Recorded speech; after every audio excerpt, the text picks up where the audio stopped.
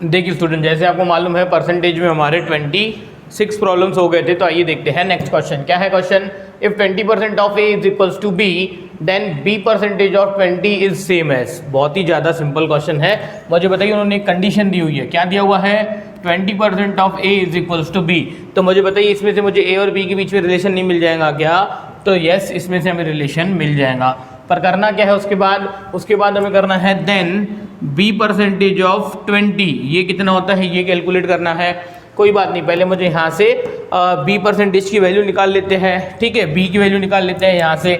बताइए 20%, 20 divided by 100 into a is equals to b, क्या हो जाएगा ये 5। यानी कि यहाँ से बी की वैल्यू कितनी आ गई? a by 5 is equals to b. अच्छा, यहाँ पे मैं ऐसा लिख सकता हूँ a बाय 5 बी की जगह पे परसेंटेज ऑफ 20। ठीक है, इसको हम सॉल्व कर रहे हैं। ठीक है, इसको और सॉल्व करने निकले तो बेटा ये क्या हो जाएगा? a by 5 of divided by 100 into 20, तो ये हो जाएगा 20 को कट कर देगा ये 5 से, यानी कि ये हो जाएगा a बाय 25। यानी हमारा आंसर क्या आया? a by 25। चलिए देखिए, first option 4% of a, 5% of a, 20% of a, none of this. तो बेटा आंसर क्या आएगा? a by 25 none of this, है ना? बिल्कुल नहीं। मुझे बताइए यार, ये 25 बाय ए और ये जो 4% ऑफ ए है, क्या ये सेम बात नहीं हुई क्या?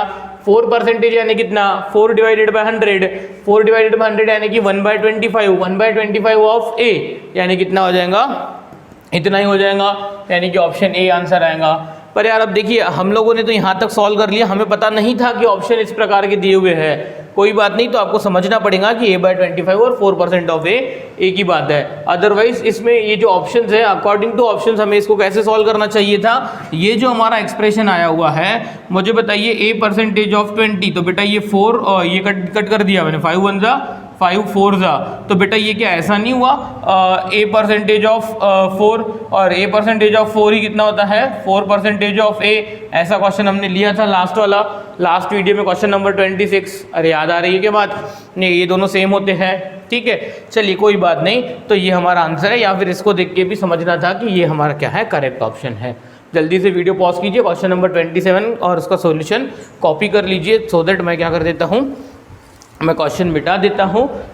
इससे क्या, यानी हम जल्दी से नेक्स्ट सॉल्व कर देते हैं। ठीक है, चलिए कोई बात नहीं, मैंने क्वेश्चंस मेंशन किए हुए हैं।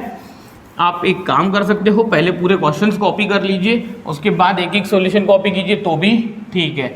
चलिए देखिए जल्दी से, 28, in a certain school 20% of students are below 8 years of age. यानी क्या हो रहा है, एक स्कूल में 20% बच्चे जो है वो क्या है? बिलो 8 ईयर्स, यानी कि 8 साल से कम एज के हैं। ठीक है, the number of students above 8 years of age is. अच्छा, जो 8 साल से ज़्यादा है बच्चे, उनकी एज, वो कितने बच्चे हैं? Is 2/3 of the number of students of 8 years of age which is 48। Very good. देखिए मैं फिर से रीड करता हूँ ये second sentence. The number of, ये second sentence, the number of students above 8 years of age is 2/3 of the number of students of 8 years of age which is 48। यानी इनके बोलने का मतलब है कि जो 8 साल के बच्चे हैं वो कितने हैं? 48 है, और जो 8 साल से ज़्यादा के हैं वो है 2/3 ऑफ 8 साल वाले। 8 साल वाले कितने हैं? विच इज 48। यानी कि 8 साल से ऊपर एज वाले बच्चे कितने हैं? 2/3 ऑफ दिस 8 साल वाले, यानी कि 48। तो बेटा ये कितना हो जाएगा? ये 3 इसको काटेगा 16, ये हो जाएगा 32। मुझे बताइए 8 साल से कम, 8 साल से बड़े और 8 साल वाले, ये कंबाइन करके हमारे टोटल क्या हो जाएंगे? 100% बच्चे पूरे हो जाएंगे, क्योंकि वो इन 3 में से एक कैटेगरी में आने ही वाले हैं। ठीक है, पूछा हुआ क्या है? What is the total number of students in the school. तो चलिए देखिए, इधर मैं क्या कर देता हूँ, इनका बोलना ऐसा नहीं हुआ इसका भाई, 20% plus 32 plus 48 is equals to कितने? 100%। तो बेटा ये हुआ 20% प्लस इन दोनों की एडिशन, इन दोनों की एडिशन इज इक्वल्स टू कितना? 100%। पर बेटा ये एक वैल्यू है और ये दोनों क्या है? परसेंटेज है, ऐसा नहीं चलता है। तो बेटा 20% plus how much percentage equals to 100%। तो भाई आपका आंसर आना चाहिए sir 20% plus 80% is equals to 100%। यानी कि यहाँ पे 80% की वैल्यू कितनी दी हुई है? 80। तो बेटा 100% की वैल्यू कितनी हो जाएंगी? 100। यानी कि आंसर हमारा आ जाएगा, टोटल बच्चे कितने हैं उस क्लास में?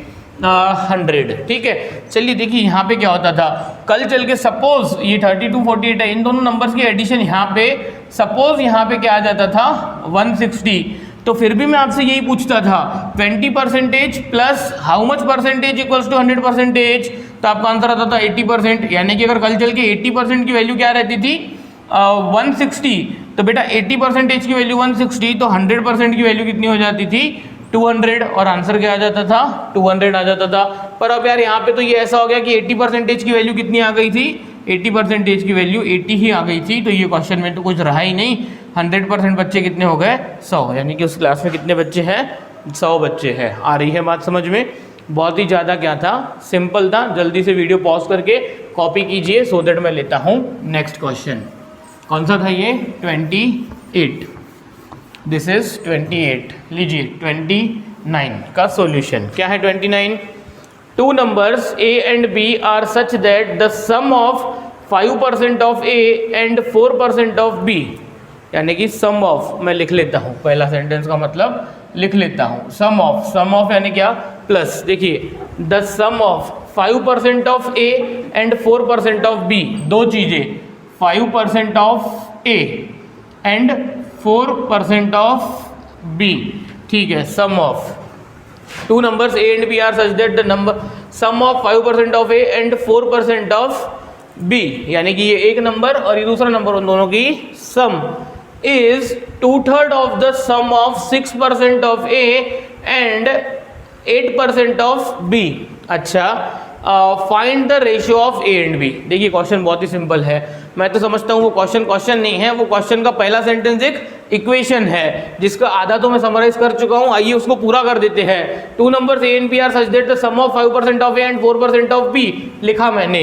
इसका मतलब क्या होता है, इसका मतलब होता है इक्वल्स टू 2/3 ऑफ, 2/3 यानी क्या भाई 2/3 ऑफ, 2/3 ऑफ किसका, sum of, 2/3 of sum of किसकी sum, sum of 6% of A and 8% of B, 6% of A and 8% of B, और कुछ नहीं, खत्म हो गया। Find the ratio of A and B, कुछ नहीं है, वो सेंटेंस ये क्या था, इक्वेशन था, इसको सॉल्व करना है। बताइए 5% ऑफ A यानी कितना हो जाएगा 5/100 of A plus 4%, 4 divided by 100 of B is equals to 2/3, 6% यानी कि 6 divided by 100 of A plus 8%, 8 divided by 100 of B।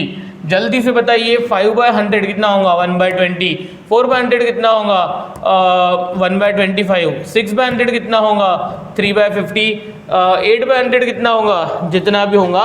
अबे क्या ऐसा करेंगे हम सॉल्व इसको, बिल्कुल नहीं।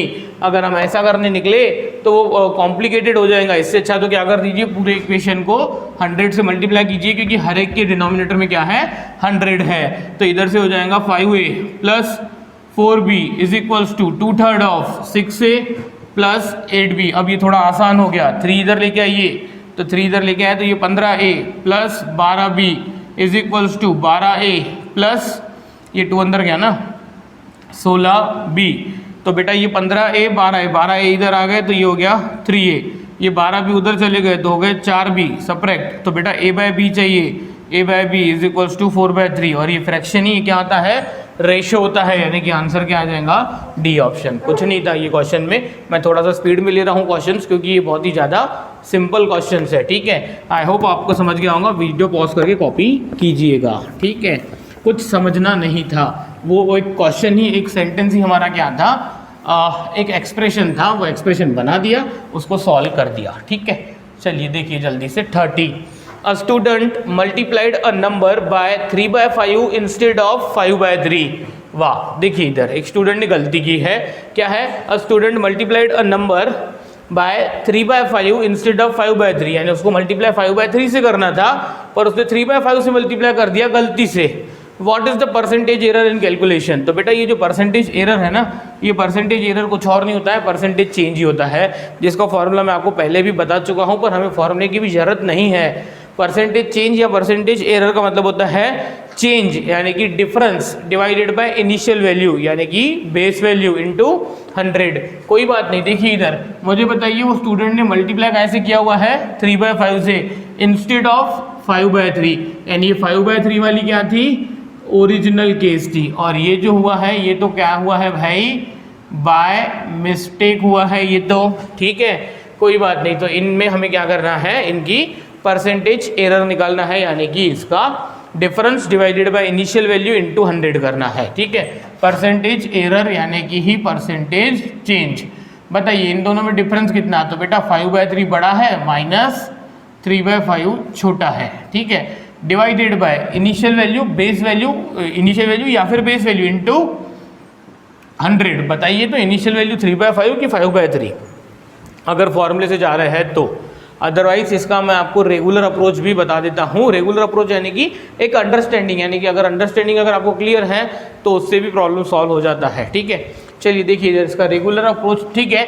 बेस वैल्यू कौन सी, बताइए 3/5 बेस वैल्यू है कि 5/3 बेस वैल्यू है, तो बेटा ये जो ओरिजिनल वैल्यू है 5/3 वो ओरिजिनल वैल्यू है, वो इनिशियल वैल्यू है, वो बेस वैल्यू है। कैसे पता, अभी मुझे बताइए वो स्टूडेंट ने गलती तो की है, पर उसको टीचर ने बोला क्या था, टीचर ने तो उसको ऐसा बोला था ना बेटा कि तू 5/3 से मल्टीप्लाई कर, यानी कि गिवन डाटा इनिशियली आपके हैंड में क्या था 5/3। अबे ये तो स्टूडेंट की सोच है, ये तो स्टूडेंट ने गलती किया और 3/5 से मल्टीप्लाई किया, यानी क्वेश्चन में तो क्या लिखा हुआ था 5/3 से मल्टीप्लाई कर, यानी टीचर ने तो क्या बोला था 5/3 से मल्टीप्लाई कर।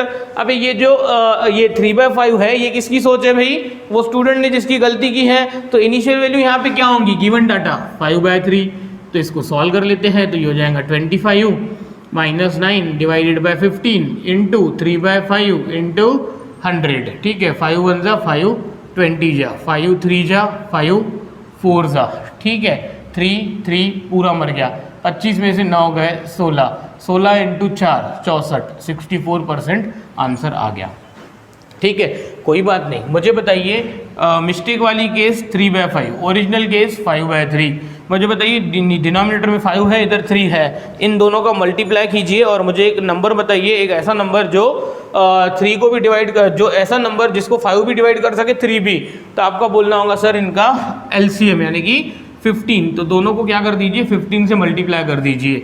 बताता हूँ मैं कैसे, तो ये हो जाएगा 3, ये कितना हो जाएगा 9, और इसको काटोगे तो ये क्या हो जाएगा 5, ये हो जाएगा 25। यानी अब मुझे बताइए, अब क्या इसका मीनिंग ऐसा नहीं हुआ कि ये क्या केस थी, ओरिजिनल केस 5/3, यानी टीचर ने उसको बोला था कि भाई तू 15 को 5/3 से मल्टीप्लाई कर, तो आंसर ओरिजिनली आना चाहिए था 25, है ना। अच्छा, पर वो स्टूडेंट ने 15 को 3/5 से मल्टीप्लाई कर दिया और आंसर क्या निकाला 9।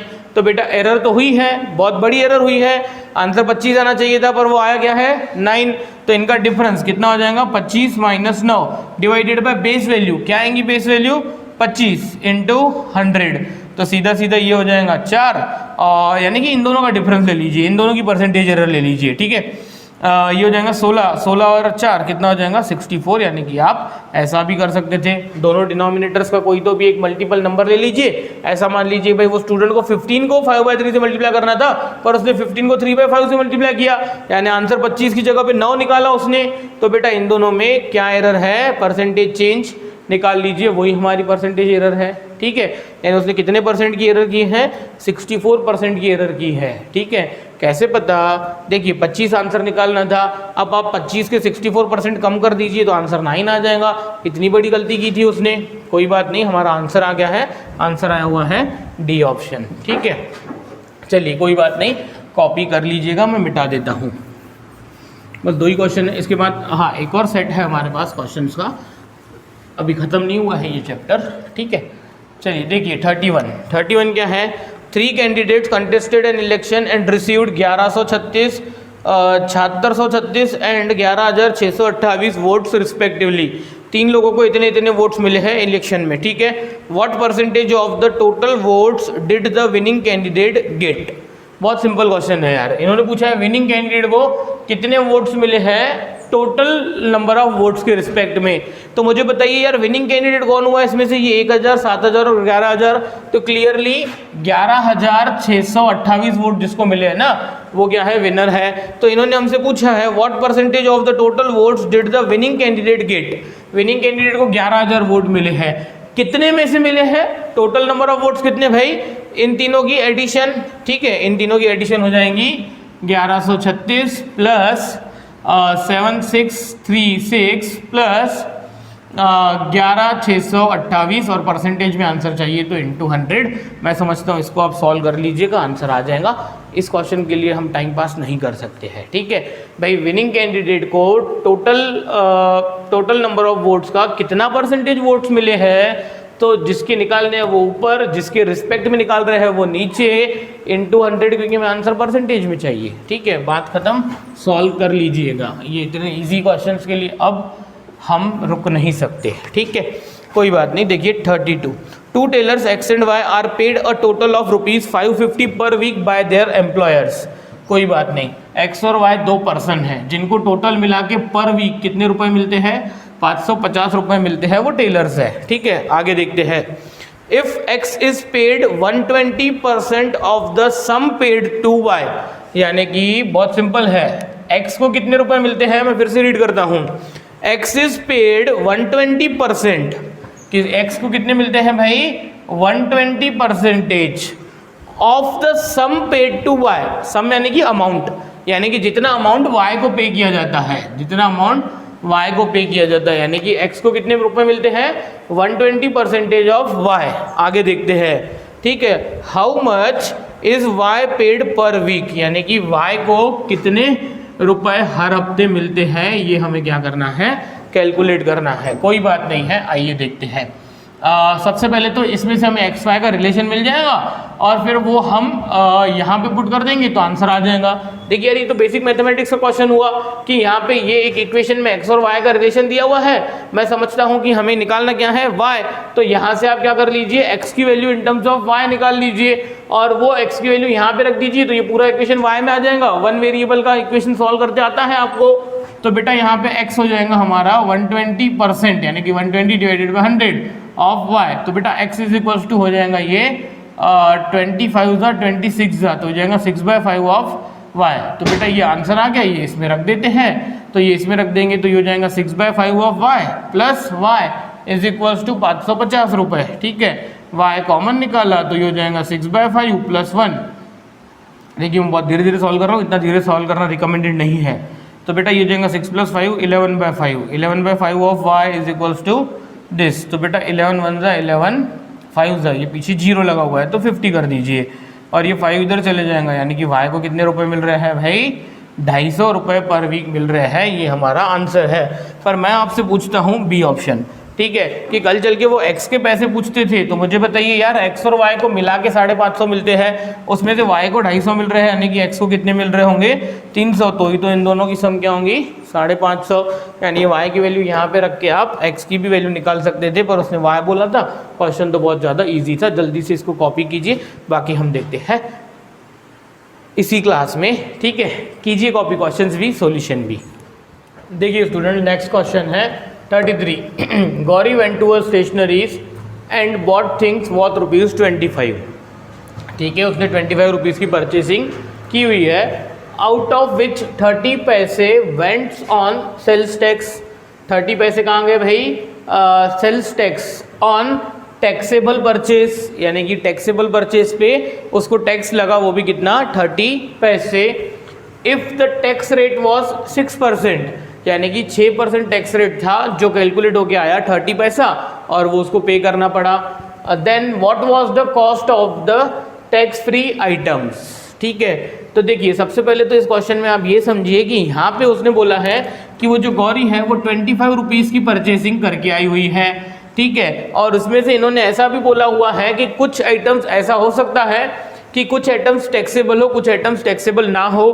तो वही सिचुएशन यहाँ पे हुई है कि उसको टैक्स तो लगा हुआ है, पर काय पे, सिर्फ और सिर्फ टैक्सेबल परचेज पे। यानी कि ये जो 25 रुपीज़ की उसने परचेसिंग की है, इसमें दोनों टाइप के ये हैं, एक तो उसकी टैक्सेबल परचेज है और एक उसकी टैक्स फ्री परचेज है, ठीक है।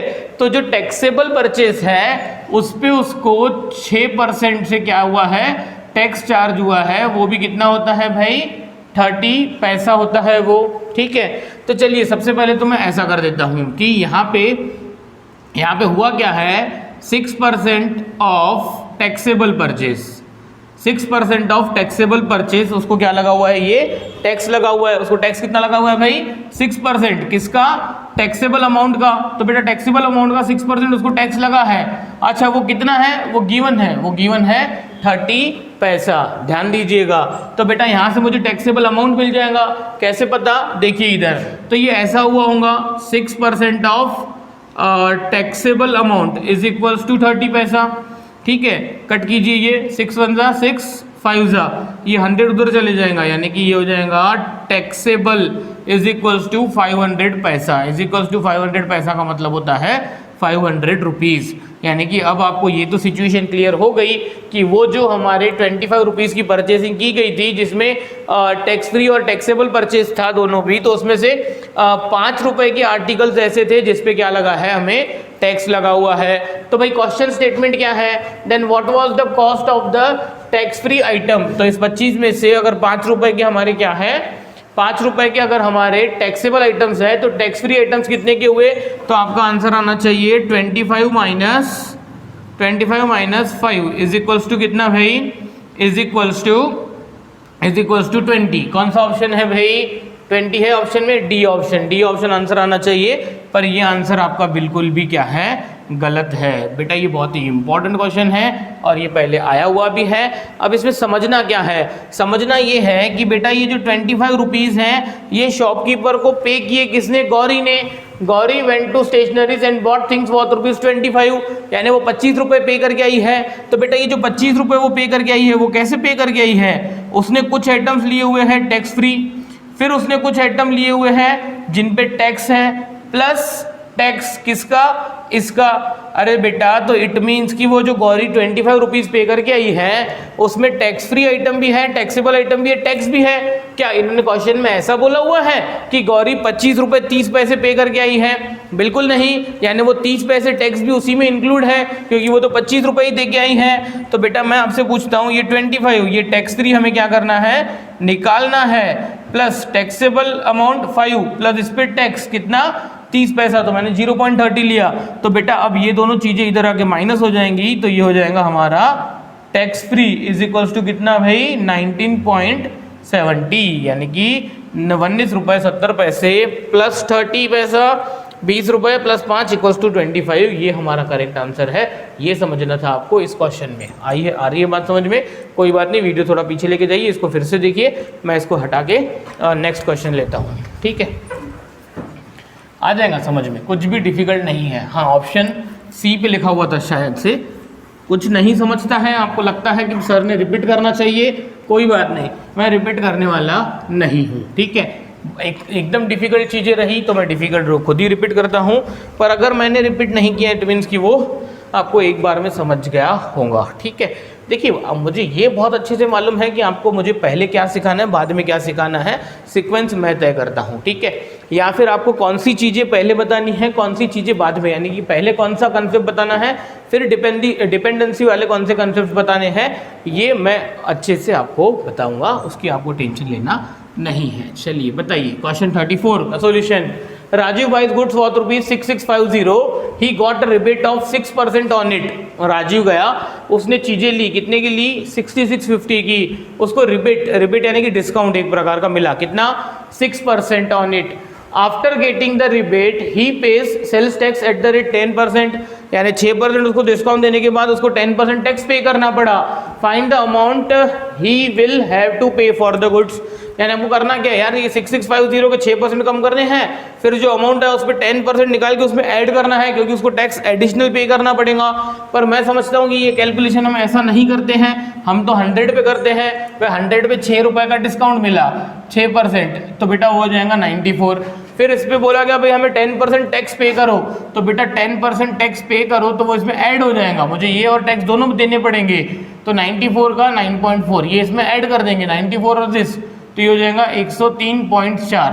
तो बेटा 100 का मतलब इन्होंने कितना दिया हुआ है हमें, 100 का मतलब उन्होंने दिया हुआ है हमें 6650, और 103.4 का मतलब निकालना है, तो यहाँ पे क्या करना पड़ेगा, क्रॉस मल्टीप्लाई करना पड़ेगा। ठीक है, देखिए अब आप लोग क्रॉस मल्टीप्लाई करते हो, पर मैं बार बार आपको यही सिखा रहा हूँ कि मैं क्रॉस मल्टीप्लाई नहीं करता हूँ। जैसे मुझे किसी ने पूछा तो ये कैलकुलेशन मैं कैसे करूँगा, मैं आपको बताता हूँ। जरूरी नहीं है कि जैसे मैं कैलकुलेशन कर रहा हूँ वैसे ही आप करो, पर बेटा अगर मैं कैसे कैलकुलेट करता हूँ ये अगर आपको समझ में आ गया तो आपके कैलकुलेशंस बाय डिफॉल्ट ईजी हो जाएंगे, जल्दी होना शुरू हो जाएंगे। ठीक है, मैं ऐसा समझता हूँ यार 100 का मतलब होता है 6650, तो 103.4 का मतलब होगा 100 से ये 103 थोड़ा सा ज़्यादा है, तो बेटा ये 100 का मतलब अगर 6650 रहा है तो 6650 से थोड़ा बड़ा आंसर आएगा, ऐसा मैं समझता हूँ। पर यार यहाँ पे सभी आंसर्स 6650 से क्या है, बड़े दिए हुए हैं। देखिए ये ऑप्शन नहीं हो सकता है क्योंकि ये 6654 सिर्फ ये 4 से ही ज़्यादा है। ठीक है, यानी सी ऑप्शन एलिमिनेट हो गया।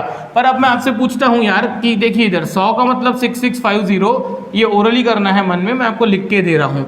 तो 1 का मतलब कितना 66.50, तो मैं आपसे वही पूछता हूँ यार ये जो 103 है, क्या ये 103 ऐसा नहीं है 100 + 3, अच्छा प्लस 0.4, ठीक है ऐसा ना।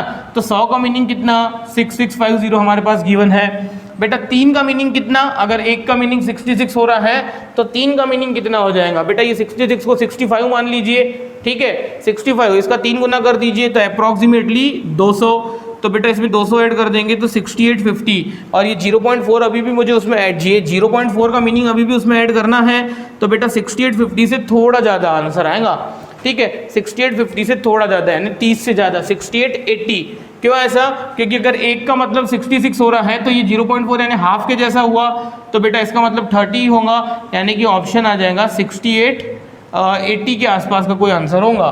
तो बेटा बताइए जल्दी से, ये 68 76 ये इसके आसपास है, यस इसके आसपास है, ये मेरा 68 80 है अप्रॉक्स, ये 76 है, ये बड़ा है 7000, ये भी 7000 है, बिल्कुल नहीं, मैं गारंटी देता हूँ इस क्वेश्चन का आंसर क्या आएगा, ए ऑप्शन आएगा। देखिए ये इतना सब आपको लग रहा है कि मैंने लिख के किया और ये बहुत ही डिटेल्ड है, टाइम कंज्यूमिंग है, तो बिल्कुल ऐसा नहीं है। ये सब कैलकुलेशंस माइंड में करनी है कि 100 का मतलब इतना, तो 1 का मतलब कितना 66, तो 3 का मतलब कितना 200, तो बेटा 66 और 200 6800 वाला आंसर। देखिए 6800 के बाद 6650 और 200 6850, तो 6850 के आसपास बेटा सिर्फ ये एक ही वैल्यू है और कोई नहीं है। ठीक है, आ रही है बात समझ में, कोई बात नहीं, मैं कैसे कैलकुलेट करता हूँ ये आपको समझ में आ जाएगा, तो और आपके लिए एडवांटेज है। ठीक है, और वैसे भी यार एप्टीट्यूड मुझे आपको सिखाना है, इट मीन्स कि मुझे आपको कोई भी फॉर्मूला लर्न नहीं करवाना है, यही मुझे आपको बताना है। बहुत सारे टीचर्स आपको फॉर्मूले लिख के देंगे, मैं भी लिख के दे सकता हूँ बेटा, पर मैं लिख के देने वाला नहीं हूँ। अभी बहुत इंपॉर्टेंट चैप्टर्स हमारे बाकी हैं, आप आगे देखिएगा, कोई भी डिफिकल्ट चैप्टर हम फॉर्मूला यूज़ करने वाले नहीं हैं, हम फॉलो करेंगे तो शॉर्टकट अप्रोच ही फॉलो करेंगे। ठीक है, देखिए नेक्स्ट क्वेश्चन 35, क्या है 35, सिंपल क्वेश्चन है यार ये। The population of a town increase from 1,75,000 to 2,62,500 in a decade. बेटा ये डिकेड यानी होता है 10 साल, तो 10 सालों में पॉपुलेशन कितनी बढ़ गई, 1,75,000 से 2,62,500। The average percentage increase of population per year is, देखिए डिकेड का दिया हुआ है और हमें पर ईयर का निकालना है, पर ईयर इंक्रीमेंट कितना हो रहा है। कोई बात नहीं, मुझे बताइए 1,75,000, ठीक है, और 2,62,500, ठीक है। मुझे बताइए 1,75,000 में से 2,62,000 जनसंख्या हो गई तो कितनी इंक्रीज हो गई भाई, इन दोनों का डिफरेंस बेटा, तो इन दोनों का डिफरेंस आ जाएगा 25 और 62.5 यानी कि 87,500। अरे हाँ ना, कैसे पता, देखिए ये 6250 और इधर के 25,000, तो ये हो जाएंगे 87,500, इन दोनों का difference divided by base value, initially जनसंख्या कितनी थी 175, ठीक है, इंटू 100। मैं फिर से पूछता हूँ कि ये कैलकुलेशन कोई डिफिकल्ट नहीं है बेटा। ये देखिए मैंने लिखा डिफरेंस भाई, कितनी जनसंख्या बढ़ गई, इतनी, किसके रिस्पेक्ट में बढ़ गई, 1,75,000 के रिस्पेक्ट में बढ़ गई, तो वो नीचे इंटू 100, या फिर आप ऐसा समझिए change upon initial value into 100। पर मुझे बताइए इसको सॉल्व कैसे करेंगे, बहुत ही ज़्यादा सिंपल है। मुझे बताइए ये क्या है 870, ठीक है, एक मिनट रुक जाइए, 87,500, हाँ कोई बात नहीं, मुझे बताइए ये 875 है और नीचे है ये 1750। तो मैं आपसे एक सिंपल क्वेश्चन पूछता हूँ, ये दो जीरो तो 2 जीरो मर गए, ठीक है। मुझे बताइए 875 का डबल कितना, तो आपका आंसर आना चाहिए सर 800 का डबल 1600, 75 का डबल 150, ठीक है। 1600 और 150 1750। तो बेटा ये 1750 यही तो लिखा हुआ है, यानी ये इसका क्या है, डबल है, यानी आंसर आया इसका सिर्फ और सिर्फ 1/2। बेटा 2 इसको 100 को डिवाइड करेगा तो आंसर आ जाएगा 50%, यानी जनसंख्या इंक्रीमेंट कितनी हुई है 50%। पर यार ऐसा तो कोई ऑप्शन ही नहीं है यहाँ पे। कोई बात नहीं बेटा, ये जनसंख्या की वृद्धि जो हुई है वो हुई है डिकेड में, डिकेड यानी 10 सालों में। तो ऑन एन एवरेज एक साल में कितनी भाई, तो उसको डिवाइडेड बाय 10 करना पड़ेगा और आएंगी 5%, यानी कि 5% जनसंख्या ऑन एन एवरेज हर बार बढ़ती है। ओवरऑल 50% जनसंख्या बढ़ गई है वो। अरे आ रही है बात समझ में। देखिए ये क्वेश्चन मैंने तो सॉल्व किया, पर मुझे आपको डायरेक्ट समझ जाना चाहिए था कि 1,75,000 का आधा होता है कितना, 1,75,000 का आधा होता है 87,500, यानी कि वो क्या हो जाएगा 1/2, यानी कि 50%, और डिवाइडेड बाय 10 यानी 5%। अब इतनी कैलकुलेशन स्पीड में होनी चाहिए, ठीक है। कीजिए पॉज करके लिख लीजिएगा, मैंने मिटा दिया, ठीक है। कोई बात नहीं, हमें 40 क्वेश्चन लेने, इसके बाद 2-3 क्वेश्चन और है। देखिए जल्दी जल्दी हमें ये कंप्लीट करना है। 36 क्या है 36? In an examination 5% of applicants were found ineligible and 85% of the eligible candidates belong to the general category, ठीक है। If 40 to 75 eligible candidates belong to the other category, then how many candidates applied for the examination. कुछ नहीं है यार, जैसे election के question रहते तो उसी थीम का लग रहा है ये। इन an examination 5% of applicants were found ineligible. मैं बोलता हूँ टोटल 100 लोगों की एग्जाम, ठीक है, उसमें से इनएलिजिबल है और एक एलिजिबल है, ठीक है। क्या दिया हुआ है इन्होंने, इनएलिजिबल कितने हैं 5%, यानी कि 5, यानी कि 95 क्या है एलिजिबल है। फिर 85% of the eligible candidates belong to the general category. भाई जनरल कैटेगरी में कितने भाई 85% ऑफ दिस 95, क्योंकि 95 लोगों ने सक्सेसफुल एग्जाम दी है, ठीक है। If 40 to 75 eligible candidates belong to the other categories, यानी कि जनरल कैटेगरी के अलावा एक अदर कैटेगरीज है। अदर कैटेगरीज में क्या बोला है इसने, if 40 to 75 eligible candidates belong to the other category, यानी कि अदर कैटेगरी का इसने हमें नंबर ही दे दिया हुआ है कितना 40 to 75, ठीक है। और इसने पूछा क्या है, then how many candidates applied for the examination, यानी कि टोटल स्टूडेंट्स, यानी 100 का मीनिंग कितना, ये उसने हमसे पूछा हुआ है। तो मुझे एक बात बताइए यार, बहुत सिंपल तरीके से पूछता हूँ मैं, अगर 85% ऑफ वोट्स 85% ऑफ 95 लोग जनरल कैटेगरी में है, तो अदर कैटेगरी में कितने लोग होंगे, तो आपका आंसर आना चाहिए सर 15% ऑफ 95। क्या आंसर आना चाहिए आपका सर 15% ऑफ 95। भाई 15% कितने होते हैं, तो वो होते हैं 10% 9.5, है ना। और 5% भाई 9.5 का आधा, 4.25 4.75। अरे हाँ ना, तो बेटा ये दोनों मिला के क्या हो जाएंगे, ये 50 और ये 75, ये 125, तो 25 इधर आ जाएगा, एक इधर आ जाएगा, यानी ये हो जाएगा 14.25। बताइए समझे क्या। अरे यार सीधी बात है, वहाँ पे दो कैटेगरीज की बात हो रही है, एक जनरल कैटेगरी और एक अदर कैटेगरी। और अगर जनरल कैटेगरी में 85% बच्चे हैं एलिजिबल के, तो 15% बच्चे होंगे हमारे अदर कैटेगरीज में, यानी कि 100 के रिस्पेक्ट में वो 14.25 हो रहे हैं। पर ये 14.25 का मीनिंग इतना दिया हुआ है हमें, तो ये 100 का मीनिंग कितना ये निकालना है। फिर से मैं पूछता हूँ आपसे, क्रॉस मल्टीप्लाई करना नहीं है मुझे, तो क्या मुझे बताइए यार, ये 14 है, ये 42 है, ठीक है, ये 25 है, ये 75 है। मुझे बताइए 14 × 3 कितना होता है 42, 25 × 3 क्या होता है 75। यानी कि मैं ऐसा नहीं बोल सकता हूँ अबे 1425 का ये 3 गुना है, क्योंकि 1400 का 3 गुना 4200, 25 का 3 गुना 75, यानी कि ये क्या है इसका पूरा पूरा क्या है 3 टाइम्स है। अच्छा, और इसमें 2 डिजिट पहले क्या है पॉइंट है, तो मैं इसको भी पहले 2 डिजिट ये कर देता हूँ, 3 से मल्टीप्लाई, तो ये हो जाएगा 300, और वो 2 डिजिट के पॉइंट को बैलेंस करने के लिए 0 लगा देता हूँ। किसी को ये नहीं समझा कि मैंने ये पॉइंट की वजह से ये 2 0 क्यों लगाए, चलता है, इसका 3 गुना करना है, ये तो आपको समझ रहा है। तो बेटा 300 से शुरू होने वाला आंसर कौन सा है, देखिए 300 से शुरू होने वाला आंसर तो एक ही है 30,000, और टोटल बच्चे थे 30,000। आई होप आपको समझ में आ गया होगा। तो मैं जल्दी से ले लेता हूँ एक लास्ट क्वेश्चन।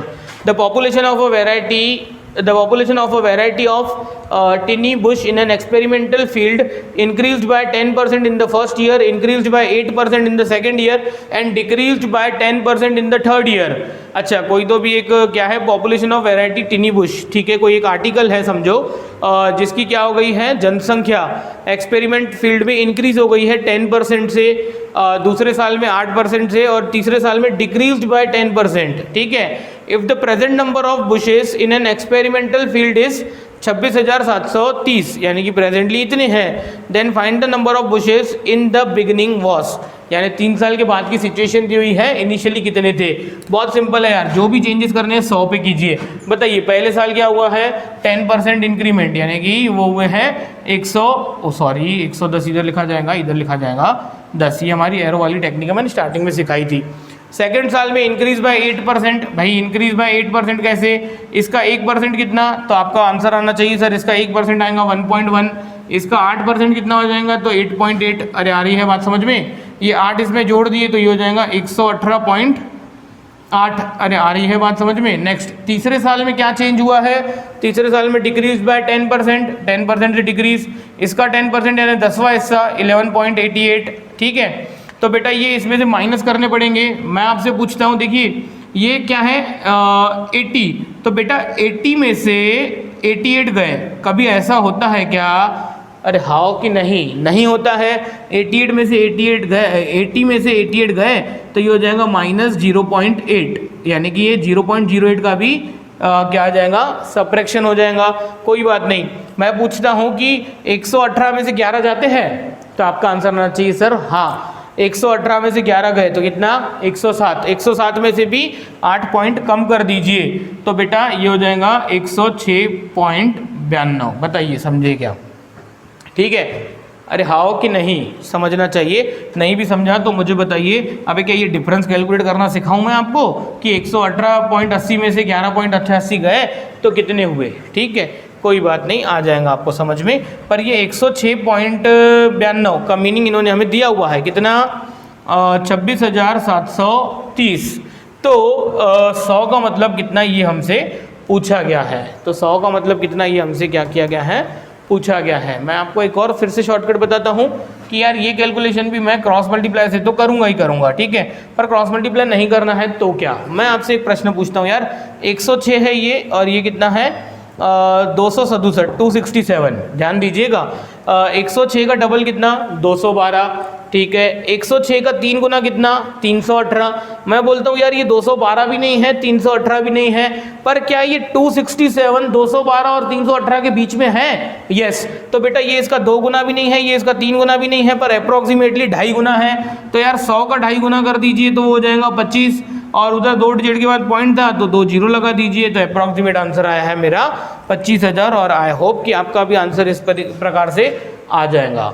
अरे आ रही है बात समझ में, कोई बात नहीं, ये मेरा आंसर आया, आप पूरी क्रॉस मल्टीप्लाई से कैलकुलेशन करोगे तो भी आंसर आ जाएगा. जल्दी से इन क्वेश्चंस को और सॉल्यूशंस को क्या कीजिए, कॉपी कीजिए. देखिए स्टूडेंट, नेक्स्ट क्वेश्चन है, the population of a town is 10,000 if increases, it increases by 10% during the first year, during the second year it decreases by 20% and increases by 30% during the third year. What is the population of the town after 3 years? देखिए बहुत ही simple है यार, एक काम करते हैं, ये इसको हम 100 के रिस्पेक्ट में सॉल्व कर देते हैं. ये है 38 क्वेश्चन, ठीक है. क्या हुआ है, पहले साल 10% इंक्रीज हुई है, 10% यानी कितनी हो गई है ये 110. During second year decrease by 20% से डिक्रीज हुई है 20%. बेटा इसका 10% 11, तो ये हो जाएगा 22, इसमें से 22 गए तो कितना हो जाएगा ये 88. And increase by 30% during the third year, 30% से इंक्रीज हो गई है थर्ड ईयर में, तो इसका 30% मुझे नहीं पता, पर 8.8 क्या हो जाता है हमारा 3%, 8.8 हो जाता है हमारा 10%, इंटू 3 कर देंगे तो बेटा 8 इंटू 3 24. अच्छा 8 इंटू 3 24, तो ये 2.4 इसमें ऐड हो जाएगा, तो ये हो जाएगा 26.4. बताइए मुझे ये समझा क्या. अरे 8 इंटू 3 24 हुआ, अरे हाँ कि नहीं, और ये 2.4 तो ये इसमें ऐड हो गया, तो ये हो गया 26.4. तो बेटा ये 0.4 एज इट इज़, 6 और 8 14, एक इधर गया 3 और 10 11, तो तो बेटा ये हुआ 114.4, ये होना चाहिए 100 का।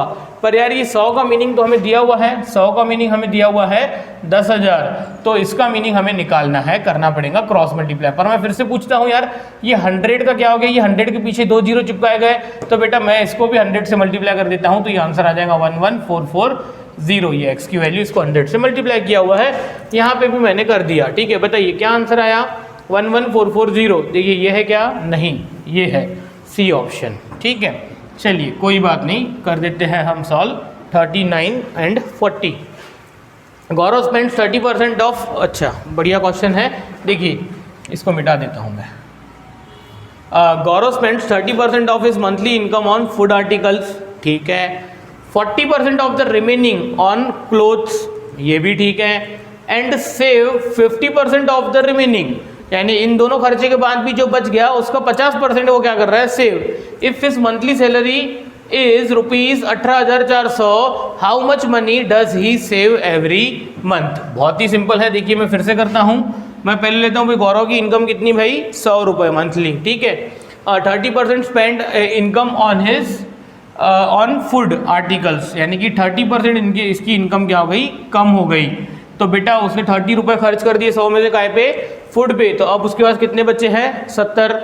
40% ऑफ द रिमेनिंग, यानी कि 40% ऑफ दिस 70 ऑन क्लोथ्स, यानी कि इसके 40% कहाँ गए, क्लोथ्स में। इसका 10% 7, तो ये हो जाएंगे 28। इसमें से 28 हटाइए तो कितने हो जाएंगे, 42। अभी भी उसके पास 42 रुपये बचे हुए हैं, ठीक है। और क्या बोला हुआ है ने, and save 50% of the remaining, यानी कि इसका 50% क्या होता है, सेविंग। इसका 50% क्या होता है, सेविंग, यानी कि 50% कितना हो जाएगा इसका 50% हो जाएगा, इसका 50% हो जाएगा 50 रुपये, ओ सॉरी, इसका 50% हो जाएगा 21, यानी कि ये 21 क्या हो जाता है, सेविंग हो जाता है। देखिए फिर से रीड करता हूँ मैं। 50% of the remaining, oh sorry, if his monthly salary is ₹18,400, how much money does he save every month, यानी कि हो क्या रहा है, देखिए सिंपल है, मैं फिर से रीड करता हूँ। 30% काय पे गए, फूड आर्टिकल्स पे, ठीक है। उसके बाद 40% on the remaining on clothes, and save 50% of the remaining, यानी उसके बाद 42 रुपये बचे, उसमें से भी वो 21 और कहीं खर्च कर देता होगा। सेव कितने कर रहा है, 21 ही कर रहा है इस 42 में से भी। तो इन्होंने बोला है कि उसकी सैलरी कितनी है, यानी 100 का मीनिंग इन्होंने दिया हुआ है 18,400। How much money does he save every month, तो बेटा मेरे हिसाब से वो हर 100 में से 21 क्या करता है, सेव करता है। तो बेटा 100 आउट ऑफ 21 वो सेव करता है, तो 18,400 में से वो कितने सेव करता है, यानी ये 21 का मीनिंग हमें निकालना पड़ेगा। मैं फिर से आपसे पूछता हूँ यार, ये 100 का 18400 हुआ, यानी ये 100 को 184 से मल्टीप्लाई हुआ है, ठीक है। तो इधर भी आंसर क्या आ जाएगा, सीधा सीधा 184 इंटू 21, है ना। आ रही है बात समझ में, बताइए। ये आखिरी डिजिट 1, आखिरी डिजिट 4, तो बेटा इसका आंसर जो आएगा उसके आखिरी में 4 आएगा। ऑप्शन 444, ओ सॉरी बहुत सारे ऑप्शन है, पूरा कैलकुलेट करना पड़ेगा। ये मल्टीप्लिकेशन कर दीजिएगा, आंसर आ जाएगा, ठीक है।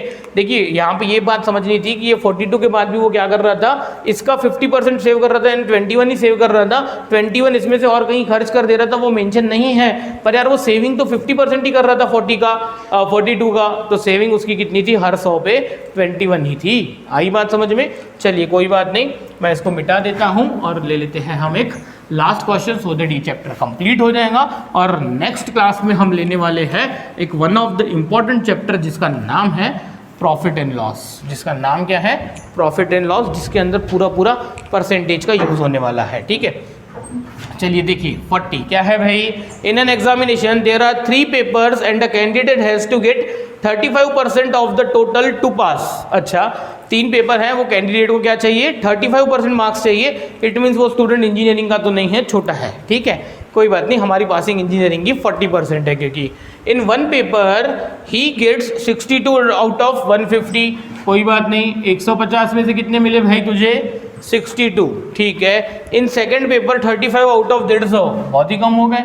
150 में से उसको कितने मिले हैं, 35, ठीक है। How much to he get out of 180 in third paper. अच्छा 180 में से उसको तीसरे पेपर में कितने मार्क्स चाहिए, ये पूछा हुआ है ना। In third paper to just qualify for a पास।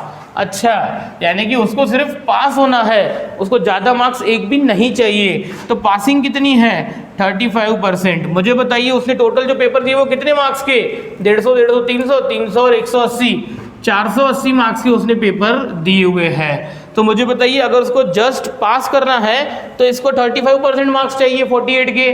तो भाई ये 48 के 35% मार्क्स कितने होते हैं? बहुत ही सिंपल है यार, ये 35 में इसके 10% कितने, 48, 48 इंटू 3 144, यानी कि ये हो जाएंगे 30%। 5% कितना है इसका, तो 24, तो इसकी ऐड कर दीजिए तो ये हो जाएगा दिस, यानी कि 168। यानी कि 480 के 35% होते हैं 168, यानी कि वो स्टूडेंट को कितने मार्क्स चाहिए, सिर्फ और सिर्फ 168 मार्क्स चाहिए। अच्छा, ये 168 में से ध्यान दीजिएगा, 168 में से उसको 62 और 35 मिल चुके हैं, तो रिमेनिंग कितने, रिमेनिंग शायद से 71। तो बेटा 71 उसको मार्क्स और चाहिए, सो दैट इसमें 71 मिलेंगे 180 में से, तो उसकी टोटल हो जाएंगी 168, और वो क्या हो जाएगा, वो हो जाएगा जस्ट क्वालिफाई फॉर अ पास, यानी कि जस्ट पास होगा वो, उसको एक भी मार्क्स ज़्यादा नहीं चाहिए। उसको 72 मिले तो वो एक मार्क्स अपने फ्रेंड को दे देगा जिसका बैक आया हुआ है, ठीक है, पर उसको चाहिए एक भी ज़्यादा नहीं। तो मिनिमम उसको क्वालिफाई के लिए 71 मार्क्स चाहिए, यानी कि ऑप्शन शायद से, हाँ, ये डी ऑप्शन हमारा क्या आएगा, आंसर आएगा। तो यहीं पे हमारा ये चैप्टर कंप्लीट होता है, और नेक्स्ट क्लास में हम देखेंगे प्रॉफिट एंड लॉस। कीजिए इसको कॉपी और देखते हैं बाकी नेक्स्ट क्लास में।